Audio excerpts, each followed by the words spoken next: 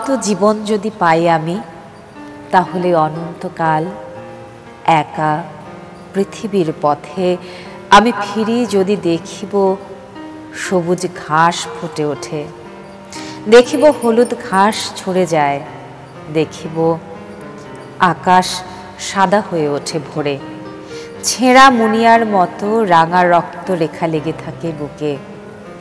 তার সন্ধ্যায় বারবার নক্ষত্রের দেখা পাবো আমি, দেখিব অচেনা নারী আলগা খোপার ফাঁস খুলে ফেলে চলে যায়, মুখে তার নাই আহা গোধূলির নরম আভাস। অনন্ত জীবন যদি পাই আমি, তাহলে অসীমকাল একা পৃথিবীর পথে যদি ফিরি আমি, ট্রাম বাস ধুলো দেখিব অনেক আমি, দেখিব অনেকগুলো বস্তি, হাট, এদোগলি, ভাঙা কলকি হাড়ি, মারামারি, গালাগালি, টেরা চোখ, পচা চিংড়ি, কত কি দেখিব নাহি লেখা। তবুও তোমার সাথে অনন্তকালেও আর হবে না কো দেখা। কবিতার প্যাটার্ন সবসময় বলে দেয় এই কবিতা জীবনানন্দ দাশের। অনন্ত জীবন যদি পাই আমি, কি করব আমরা অনন্ত জীবন যদি পাই? সত্যি কি কখনো ভেবে দেখেছি তেমনটা?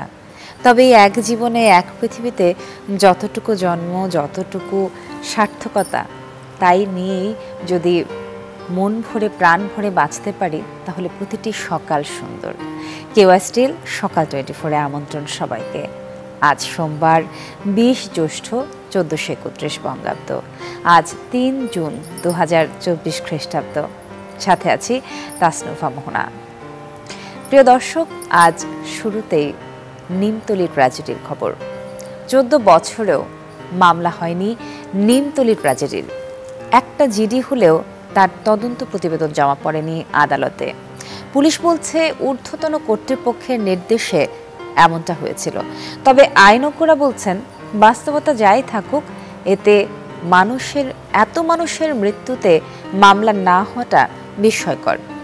শফিকুল ইসলাম সবুজের রিপোর্ট, ছবি তুলেছেন তুষার লস্কর।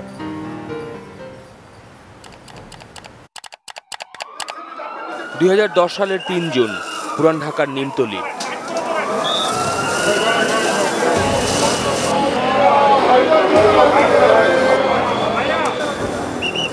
বিদ্যুতের ট্রান্সফরমার বিস্ফোরণ থেকে লাগা আগুন ছড়িয়ে পড়ে পাশের কেমিক্যালের গুদামে। ওই ভবনেই হচ্ছিল বিয়ের অনুষ্ঠান। মুহূর্তেই আগুনে লেলিহান শিখায় পুড়ে অঙ্গার হয় 130 প্রাণ। এমন অস্বাভাবিক কিংবা দুর্ঘটনার ঘটনায় অপমৃত্যু মামলা হয় আদালতে। পুলিশের তদন্ত প্রতিবেদন দাখিলের পর চার্জ গঠন হয়ে রায় ঘোষণা করেন আদালত। এটাই আইনের স্বাভাবিক প্রক্রিয়া। কিন্তু এতগুলো মানুষের জীবন এভাবে চলে গেলেও মামলা হয়নি নিমতলী ট্র্যাজেডির ঘটনায়। যদিও ওই ঘটনায় বংশাল থানায় একটি সাধারণ ডায়েরিতেই শেষ।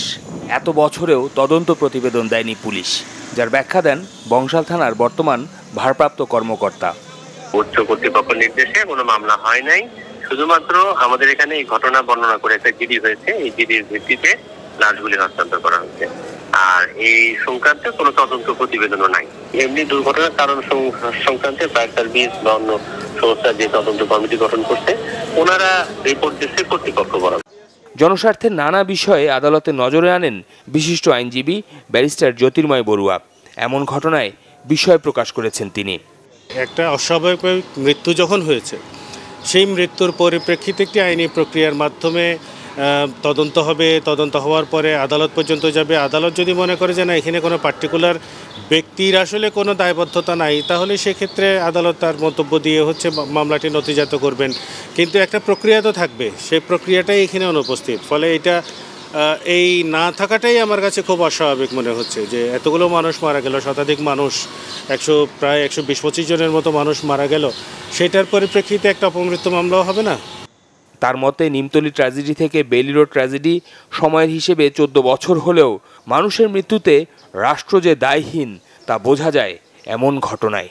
পুলিশের এই নিষ্ক্রিয়তাটাকে নিয়েই আসলে তদন্ত হওয়া প্রয়োজন, যে নিমতলীর এই পুরো ঘটনায় কার গাফিলতির কারণে আসলে পুরো বিষয়টা কোনোভাবেই আইনি একটা প্রক্রিয়ার মধ্যে আসলো না। কারণ জিডির মাধ্যমে কেবল লাশ হস্তান্তর করা এইটা কোনো স্যাটিসফাইং কোনো আনসার হতে পারে না একজন পুলিশ কর্মকর্তার কাছ থেকে। শফিকুল ইসলাম সবুজ, চ্যানেল 24, ঢাকা। নিমতলী ট্র্যাজেডির এই ঘটনায় আমরা সত্যিই মর্মাহত। এই ট্র্যাজেডিতে যেই সব পরিবার এবং যারা যারা ক্ষতিগ্রস্ত হয়েছিলেন তাদের প্রতি রইল গভীর সমবেদনা। চলে যাচ্ছি আমাদের পরবর্তী আয়োজনে। প্রিয় দর্শক, কেওয়াইস্টিল সকাল 24-এ এবারে আমরা দেখে নেব পত্রিকার সংবাদ শিরোনাম। শুরুতেই আপনাদের জন্য থাকছে সমকাল। সমকাল অসংকোচ প্রকাশের দুরন্ত সাহস। পড়ছি প্রধান শিরোনাম। বিশাল চাপে অর্থনীতি, বাজেট চ্যালেঞ্জে, মূল্যস্ফীতি নিয়ন্ত্রণে সমন্বিত উদ্যোগের অভাব, বিনিয়োগ ও কর্মসংস্থান বাড়ানো কঠিন হবে, ঋণের সুদ পরিশোধে আরও চাপ বাড়বে, থেকেই যাচ্ছে রাজস্ব বাড়ানোর সংশয়। এদিকে চাল, চিনি, তেল, গরুর মাংসের দাম সবচেয়ে বেশি বাংলাদেশে। সিপিডির পর্যালোচনা, 5 বছরে বিভিন্ন ভোগ্য পণ্যের দাম বেড়েছে 310% পর্যন্ত। গরিব ও মধ্যবিত্তের পণ্যে বেশি লাভ করছে মুনাফাখোররা। চলমান রাজনৈতিক বৈরিতায় এগিয়ে যাওয়া কঠিন, নির্বাচন ব্যবস্থা ঢেলে সাজানোর সুপারিশ টিআইবির। সংসদে আনুপাতিক প্রতিনিধিত্বের বিষয়ে টিআইবির সঙ্গে একমত ইসি। এই ছিল সমকালের সংবাদ শিরোনাম। এবারে পড়ছি দৈনিক প্রথম আলো। আসন্ন বাজেট নিয়ে সংবাদ শিরোনাম। ব্যাংক খাতে শৃঙ্খলা ফেরানোই চ্যালেঞ্জ। ব্যাংক খাত ঠিক না করলে অর্থনীতিতে গতি ফেরানো কঠিন হবে। তাই বাজেটে ব্যাংক খাত সংস্কার সম্পর্কে সুনির্দিষ্ট পরিকল্পনা ঘোষণা করা প্রয়োজন। সুন্দরবনকে ঘিরে একটি শিরোনাম পড়ছি। সুন্দরবন ঘিরে একের পর এক রিসোর্ট, কোনো নীতিমালা ছাড়াই গড়ে উঠছে এসব রিসোর্ট। বিরূপ প্রভাব ফেলছে বনের পরিবেশের উপর, দেখার কেউ নেই। এবং চূড়ান্ত ছাড়পত্র নিয়েও যেতে পারলেন না 17,000 কর্মী। মালয়েশিয়ার শ্রম বাজার। দায়ী ব্যক্তিদের চিহ্নিত করে শাস্তি দিতে 6 সদস্যের তদন্ত কমিটি গঠন। এই ছিল প্রথম আলো। এবারে পড়ছি কালের কণ্ঠ। আংশিক নয়, পুরো সত্য। আইএমএফের চাপেও বাড়বে ভর্তুকি। অভিমত, ভর্তুকি বাড়ালে হিতে বিপরীত হতে পারে, বলছেন ডক্টর আব্দুর রাজ্জাক। মূল্য সমন্বয়ের পরও বিদ্যুতে কমছে না ভর্তুকি। বিশ্ববাজারে পণ্য মূল্য কমার সুফল নেই। এদিকে একটি খেলার খবর। ব্যাটিং ঝড়েই বিশ্বকাপের শুরু। এবং বান্দরবানেও বেনজিরের বিপুল সম্পদ। ভাওয়াল রিসোর্টের চেয়ারম্যান সহ 4 জনের বিরুদ্ধে মামলা। বেনজিরের দুর্নীতি সবার আগে প্রকাশ করেছে কালের কণ্ঠ, বলছেন ওবায়দুল কাদের। এবারে পড়ছি দৈনিক ইত্তেফাক। এমপি আজিম হত্যাকাণ্ড। দক্ষিণ পশ্চিমাঞ্চলের রাজনৈতিক নেতাদের সংশ্লিষ্টতা খোঁজা হচ্ছে। অনেক রাজনৈতিক নেতাও জড়িয়ে পড়েছেন চোরাচালানে। পাচার হয় স্বর্ণ, আসে অস্ত্র ও মাদক। এবারে অন্য একটি শিরোনাম। উন্নয়নে যারা সহযোগিতা করবে তাদের নিয়েই চলবো, বলছেন প্রধানমন্ত্রী। বাংলাদেশকে কেউই পেছনে টানতে পারবে না। এবং খাবারে মাথাপিছু খরচ সবচেয়ে বেশি বাংলাদেশে। 17 দেশের তথ্য বিশ্লেষণে সিপিডি। এই ছিল দৈনিক ইত্তেফাক। এবং সব শেষ যে পত্রিকা বণিক বার্তা, সেটি দিয়ে শেষ করব আজকের সংবাদ শিরোনাম। বণিক বার্তা, তথ্যে অগ্রগতি। চলুন পড়া যাক প্রধান সংবাদ শিরোনাম। জুনে ব্যাংক খাত থেকে 62,000 কোটি টাকা ঋণ নিতে চায় সরকার। এবং তার পাশে আরেকটি শিরোনাম স্কয়ার ফার্মা প্রসঙ্গে। দ্বিতীয় প্রজন্মের হাতে শ্রেষ্ঠতা। বাবার রেখে যাওয়া কোম্পানির সম্পদ 600% বেড়েছে এক যুগে।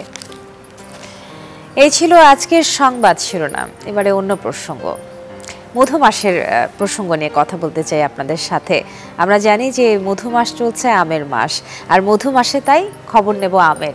চাঁপাই নবাবগঞ্জ থেকে সরাসরি আমাদের সঙ্গে যোগ দিচ্ছেন আনোয়ার হোসেন, এবং তার কাছেই জানবো আমের খবরাখবর। আনোয়ার, শুভ সকাল জানাই আপনাকে। মধু মাস শুরু হয়ে গেছে, সবার কাছে এখন আম মানেই খুব আগ্রহের কেন্দ্রবিন্দু একটা বিষয়। এই মুহূর্তে চাঁপাই নবাবগঞ্জে কি কি আম পাওয়া যাচ্ছে? হ্যাঁ তাসনুভা, যেমনটি কথা ছিল পরিপক্ক হলে এবং গাছে আম পাকা দেখা দিলে তবেই চাষিরা গাছ থেকে আম সংগ্রহ এবং বাজারজাত করতে পারবেন। আর বিষয়টি কঠোর নজরদারিতেও ছিল স্থানীয় প্রশাসনের, যাতে কেউ অপরিপক্ক আম বাজারজাত করতে না পারে। ফলে শতভাগ নিরাপদ এবং পরিপক্ক হয়ে বাজারজাত শুরু হয়েছে চাঁপাইনবাবগঞ্জের আম, তবে তা সীমিত পরিসরে।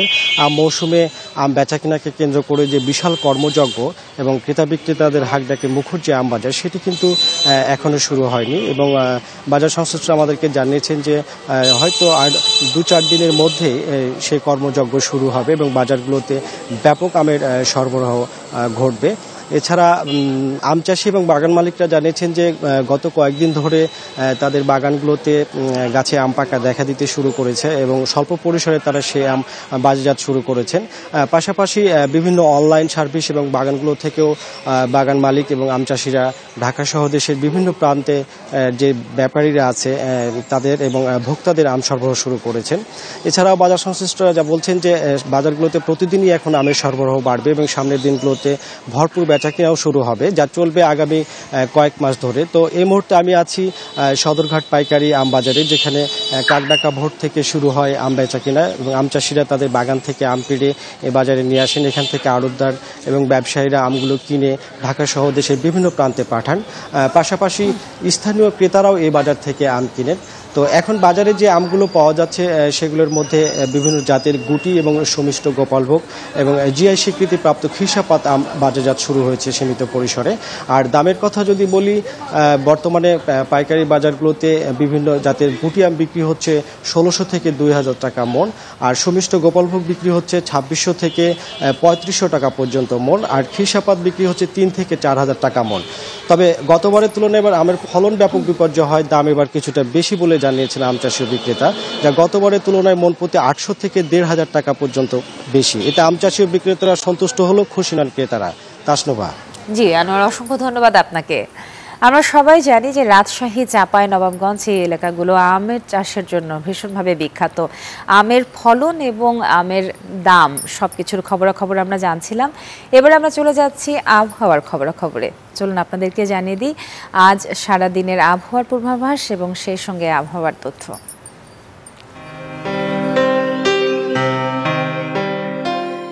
ঢাকায় গেল 24 ঘন্টায় সর্বোচ্চ তাপমাত্রা শনাক্ত হয়েছে 36.5 ডিগ্রি সেলসিয়াস, সর্বনিম্ন তাপমাত্রা ছিল 28.9 ডিগ্রি সেলসিয়াস।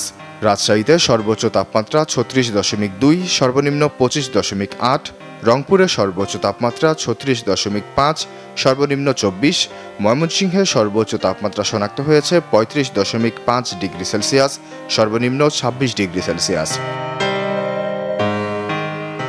সিলেটে গেল 24 ঘন্টায় সর্বোচ্চ তাপমাত্রা শনাক্ত হয়েছে 34.3 ডিগ্রি সেলসিয়াস, সর্বনিম্ন তাপমাত্রা ছিল 25 ডিগ্রি সেলসিয়াস।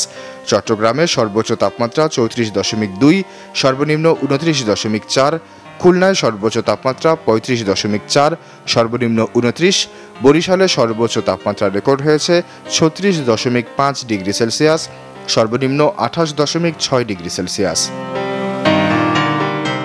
গেল 24 ঘন্টায় দেশের সর্বনিম্ন তাপমাত্রা শনাক্ত হয়েছে রাজারহাটে 21.8 ডিগ্রি সেলসিয়াস, সর্বোচ্চ তাপমাত্রা ছিল যশোরে 37.4 ডিগ্রি সেলসিয়াস। আজ রংপুর, ময়মনসিংহ ও সিলেট বিভাগের কিছু কিছু জায়গায় এবং ঢাকা ও চট্টগ্রাম বিভাগের কিছু কিছু জায়গায় অস্থায়ীভাবে দমকা ঝোড়ো হাওয়াসহ হালকা থেকে মাঝারি ধরনের বৃষ্টি কিংবা বজ্রসহ বৃষ্টি হতে পারে। আজ সারা দেশে দিনের তাপমাত্রা সামান্য হ্রাস পাবে এবং রাতের তাপমাত্রা অপরিবর্তিত থাকবে। জানছিলাম আবহাওয়ার খবরাখবর। এবারে আবহাওয়া প্রসঙ্গে কথা বলি, তবে সুনামগঞ্জের খবর। সুনামগঞ্জে বেশ বৃষ্টি হচ্ছে এবং বৃষ্টি হবার কারণে, ঝড়ের কারণে যেটা হচ্ছে যে নদ নদীর পানি বেড়ে চলেছে এবং এই যে নদ নদীর পানি বৃদ্ধি হবার কারণে সুনামগঞ্জে অবস্থিত যেসব মানুষ, বসবাসকারী যেসব মানুষ, তারা কিন্তু প্রতিনিয়তই ক্ষতিগ্রস্ত হচ্ছে এবং বন্যা হবার একটা আশঙ্কা দেখা দিয়েছে। সুনামগঞ্জ থেকে সরাসরি যোগ দিচ্ছেন এরার জুয়েল, তার কাছ থেকেই শুনবো আরও খবরাখবর। জুয়েল, শুভ সকাল আপনাকে। সুনামগঞ্জে প্রচুর বৃষ্টি হচ্ছে দেখতে পাচ্ছি এবং ঢলের পানিতে আসলে কি পরিমাণ প্রচণ্ড স্রোত, নদ নদীর পানি বেড়ে চলেছে সেটাও খানিকটা এখান থেকে আঁচ করা যাচ্ছে। সর্বশেষ খবরাখবর জানতে চাই। সুনামগঞ্জে কিন্তু গেল কয়েকদিন কিন্তু বৃষ্টিপাতের যে পানি বৃদ্ধি পেয়েছিল সেটা কিন্তু কমেছিল, কিন্তু গেল 24 ঘন্টায় সুনামগঞ্জে কিন্তু আবারও বৃষ্টিপাত বেড়েছে এবং যার ফলে কিন্তু গতকালকে থেকে কিন্তু আজকে সুরমা নদীর পানি অনেকটাই বেড়েছে এবং যেটা প্রায় 10 সেন্টিমিটার পানি বেড়েছে এবং এখনো বিপদসীমার 39 সেন্টিমিটার নিচ দিয়ে প্রবাহিত হচ্ছে। আমি যদি আপনাকে একটু দেখার চেষ্টা করি, সুনামগঞ্জের সুরমা নদীর পানিতে কিন্তু প্রবল স্রোত, যেটা হচ্ছে যেহেতু আমাদের সীমান্তবর্তী মেঘালয়, সেই মেঘালয়ের কিন্তু চেরাপুঞ্জিতে প্রচুর বৃষ্টিপাত হয়, যার ফলে কিন্তু এই পাহাড়ি ঢল হয় এবং এই পাহাড়ি ঢলের কারণে কিন্তু সুনামগঞ্জের হাওর অঞ্চলের প্রতি বছরই একটা বন্যার আশঙ্কা দেখা দেয়। এবারও কিন্তু আসলে নদ নদীর পানি বৃদ্ধি পাচ্ছে এবং এখন ইতিমধ্যে কিন্তু সবগুলো হাওর কানায় কানায় ভরে উঠেছে, যার ফলে কিন্তু মানুষের যে বন্যার আশঙ্কা ছিল সেটা অনেকটা আশঙ্কা রয়েছে। আমরা গতকালকেও দেখেছি যে সুনামগঞ্জের বিশম্বরপুর উপজেলায় হাওরের পানিতে ভরে কিন্তু বাঁধ ভেঙে নদী যে ভাঙন, সেই ভাঙনে কিন্তু অনেক বাড়িঘর বিলীন হয়েছে এবং গতকাল রাত থেকে সেই বৃষ্টিপাত কিন্তু আরো একটা সংখ্যা বাড়িয়ে দিয়েছে, কেন এখন পর্যন্ত বৃষ্টিপাতের কারণে কিন্তু নদ নদীর পানি বৃদ্ধি ক্রমেই পাচ্ছে। যেহেতু পানি উন্নয়ন বোর্ড বলেছিল যে আসলে এই পানি বৃদ্ধি একটা স্বাভাবিক বন্যা হওয়ার সংখ্যা আছে, তবে যে পাহাড়ি ঢল কিংবা চেরাপুঞ্জির বৃষ্টিপাত পরিমাণ বেশি হলে কিন্তু সেই সংখ্যাটা আরো বেশি প্রকট হয় এবং এখন পর্যন্ত সুনামগঞ্জে বন্যা পরিস্থিতি অনেকটা স্বাভাবিকই ছিল, কিন্তু সেই বৃষ্টিপাতের কারণে আসলে অনেকটা ভয় কাজ করছে। এখন পর্যন্ত নদ নদীর পানি কিন্তু আপনি দেখতেই পাচ্ছেন প্রচুর স্রোত আছে এবং সব কানায় উঠেছে।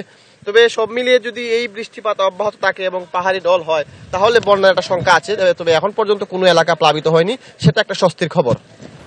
জুয়েল, অসংখ্য ধন্যবাদ আমাদের সাথে থাকবার জন্য। আমরা জানছিলাম সুনামগঞ্জ থেকে এরার জুয়েলের কাছে আর নদ নদীর পানি বৃদ্ধি হওয়া ঢলের আপডেট খবরাখবর। প্রিয় দর্শক, কেওয়াই স্টিল সকাল 24 দেখছেন, সাথে আছে তাসনিফা মোহনা। এবার একটি বিজ্ঞাপন বিরতি, ফিরে এসে আরো নানা আয়োজন।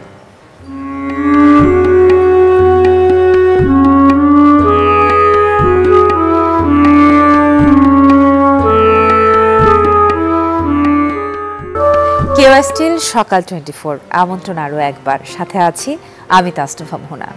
শুভ জন্মদিন তাদেরকে, আজকের দিনে যাদের জন্মদিন, সেই সঙ্গে চলুন জেনে আসি পৃথিবীতে যারা কিংবদন্তি তাদের আজ কার কার জন্মদিন।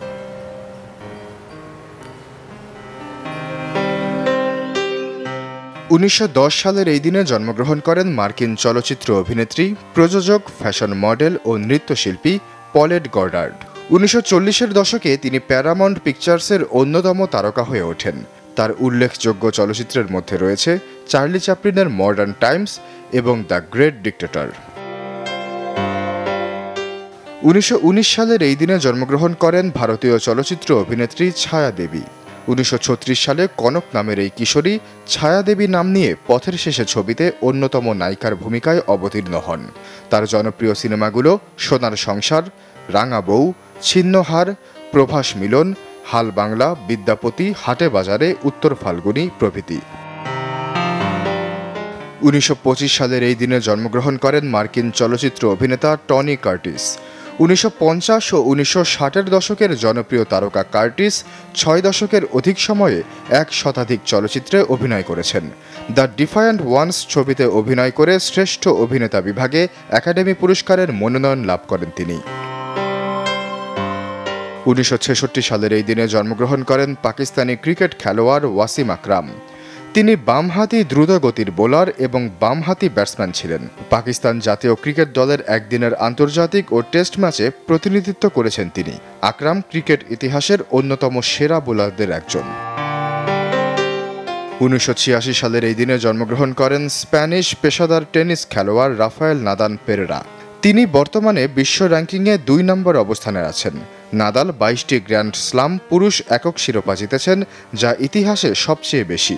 তিনি 92টি এটিপি একক শিরোপা জিতেছেন, যার মধ্যে রেকর্ড 14টি ফ্রেঞ্চ ওপেন শিরোপা এবং 36টি মাস্টার্স শিরোপা সহ 62টি ক্লে কোর্টে অর্জন।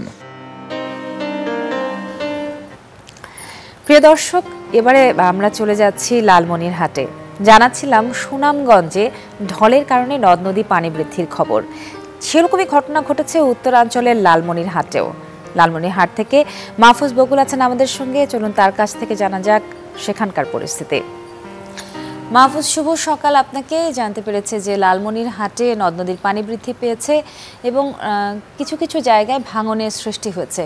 এখানে এর কারণে আসলে সেখানকার আশেপাশের মানুষজন কতখানি ক্ষতিগ্রস্ত হচ্ছে বা হয়েছে এবং সর্বশেষ পরিস্থিতি কি? তাসনুভা, শুভ সকাল। লালমনিরহাটের এই তিস্তার যে নদী, সেই নদীর পানি কিন্তু বৃদ্ধি পেয়েছিল, এখন কমতে শুরু করেছে। রিমেলের প্রভাব, তার পরবর্তীতে ৩-৪ দিন কিন্তু টানা এই অঞ্চলে বৃষ্টিপাত, বিশেষ করে রাত্রেবেলা ভারী বৃষ্টিপাত হয়েছিল এবং উজানেও কিন্তু বৃষ্টিপাত হয়েছিল। সেখান থেকে যে একটা ঢল নেমে আসছে, যার কারণে তিস্তা নদীর পানি বৃদ্ধি পেয়েছিল। এখন কিন্তু সেটি শঙ্কামুক্ত। আমি যদি একটু তথ্য দিই, তিস্তার যে ডালিয়া পয়েন্ট, সেখানে বর্তমানে পানি প্রবাহিত হচ্ছে আজকে সকাল ৬টার যেটি তথ্য, বিপদসীমার ১৫৩ সেন্টিমিটার নিচ দিয়ে, এবং কাউনিয়া পয়েন্টে প্রবাহিত হচ্ছে বিপদসীমার ৯০ সেন্টিমিটার নিচ দিয়ে। অর্থাৎ বন্যার যে খুব বেশি সংখ্যা সেটি কিন্তু নেই। তবে পানি এই নেমে যাওয়ার ফলে, অর্থাৎ পানি কমতে শুরু করায় তিস্তার যে দুই ধার, সেখানে কিন্তু চাপ কমতে শুরু করেছে, যার কারণে দুই পাড়ে কিন্তু তীব্র ভাঙন তৈরি হয়েছে। গত এক সপ্তাহ থেকে কিন্তু যে অরক্ষিত জায়গাগুলো রয়েছে, অর্থাৎ যেখানে শুষ্ক মৌসুমে কোনো পদক্ষেপ নেওয়া হয়নি, জিও ব্যাগ ফেলা হয়নি বা বাঁধ তৈরি করা হয়নি, সেখানে কিন্তু ভাঙন তৈরি হয়েছে। আমি যেখানে দাঁড়িয়ে রয়েছি মহিষখোসা এলাকা, এটি লালমনিরহাট আদিতমারি উপজেলা। এখানে কিন্তু ১ থেকে ১.৫ কিলোমিটার এলাকা, এটি অরক্ষিত এলাকা, এবং গত এক সপ্তাহ থেকে এখানে তীব্র ভাঙন দেখা দিয়েছে এবং এক সপ্তাহে কমপক্ষে ৬ থেকে ৭টি বসত ভিটা বাড়িঘর কিন্তু বিলীন হয়েছে। আরও কিন্তু হুমকির মুখে রয়েছে প্রায় শতাধিক পরিবার এবং স্থাপনা। এখানে ২টি মসজিদও রয়েছে। যদিও পানি উন্নয়ন বোর্ড থেকে তাৎক্ষণিক জিও ব্যাগ ফেলে সেই মসজিদ রক্ষার চেষ্টা করা হচ্ছে এবং আশেপাশে যে এলাকাগুলোতে, সেখানে কিন্তু এখনো কোনো পদক্ষেপ লক্ষ্য করা যায়নি এবং এর ফলে সাধারণ মানুষ বারবার এই ভাঙন রোধে দাবি জানাচ্ছিলেন, পদক্ষেপ নেওয়ার দাবি জানাচ্ছিলেন। এবং এখানে কিন্তু এই তিস্তা পাড়ে গত দুদিন আগে এখানে সাধারণ মানুষরা, তিস্তা পাড়ে ভাঙন কবলিত মানুষরা, তারা কিন্তু মানববন্ধনেও বলছিলেন, দাবি করছিলেন যে দ্রুত যাতে এই তিস্তার ভাঙন রোধে ব্যবস্থা নেওয়া হয়। তো তাসনুভা, এই লালমনিরহাটে যে তিস্তার পানি, এটা কমতে শুরু করেছে, ভাঙন আছে এবং যে ক্ষয়ক্ষতি হয়েছিল, অর্থাৎ তিস্তার নিম্নাঞ্চলে যে ফসলগুলো ডুবে গিয়েছিল, তা এখনো কিন্তু নিরূপণ করা সম্ভব হয়নি। সব মিলিয়ে ছিল আমার কাছে সবশেষ। মাহফুজ, অসংখ্য ধন্যবাদ আমাদের সাথে থাকবার জন্য এবং লালমনিরহাটের খবর দেবার জন্য। জানছিলাম উত্তরাঞ্চলের পরিস্থিতিও, সেখানকার ভাঙনের খবর এবং জানাচ্ছিলাম যে তিস্তা পানি কিছুটা কমতে শুরু করেছে, সেই কারণে পরিস্থিতি হয়তোবা কিছুটা অনুকূলে। প্রিয় দর্শক, এই ছিল কেওয়াই স্টিল সকাল 24-এর আজকের আয়োজন। সাথে ছিলাম আমি তাসনুভা মোহনা। ভালো থাকবেন সবাই এবং আরও একবার শুভ সকাল জানিয়ে আজকের মতো শেষ করতে চাই। নানা আয়োজন নিয়ে পাশে আছে চ্যানেল 24। দেখা হবে আবারও।